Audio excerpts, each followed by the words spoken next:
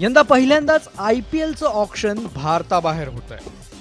दुबईत होणाऱ्या या लिलाव प्रक्रियेत 300 पेक्षा जास्त खेळाडूंचा समावेश आहे. त्यापैकी 77 खेळाडूंवर बोली लागणार आहे. आता या ऑक्शन मध्ये कुणाला जास्त भाव मिळणार यावर एक नजर टाकूया.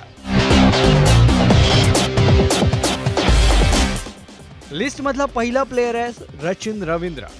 न्यूझीलंडचा ऑलराऊंडर रचिन रवींद्रनं नुकत्याच भारतात झालेल्या ICC वर्ल्ड कप मध्ये धावांचा पाऊस पाडला होता. शिवाय तो लेफ्ट आर्म स्पिन बॉलिंगही टाकतो, त्यामुळे त्याच्यासाठी फ्रँचायझींमध्ये चांगलीच चुरस पाहायला मिळेल.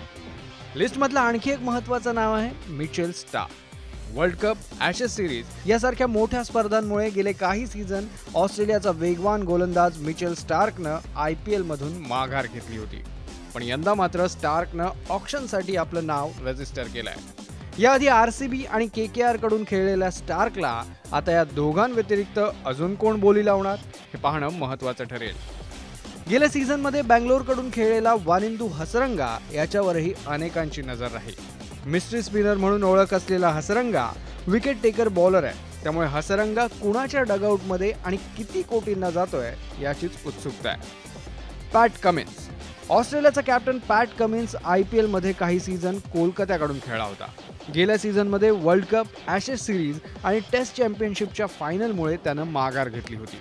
पण यंदा मात्र कमिन्स ऑक्शनसाठी उपलब्ध आहे. कॅप्टन म्हणूनही तो एक चांगला पर्याय आहे. या सगळ्यांसोबत तामिळनाडूचा स्फोटक बॅट्समन शाहरुख खानचीही बरीच चर्चा आहे. T20 स्पेशलिस्ट म्हणून ओळखल्या जाणाऱ्या शाहरुख खानला यंदाच्या ऑक्शनमध्ये 10 कोटींपर्यंत बोली लागू शकते असा अंदाज आहे.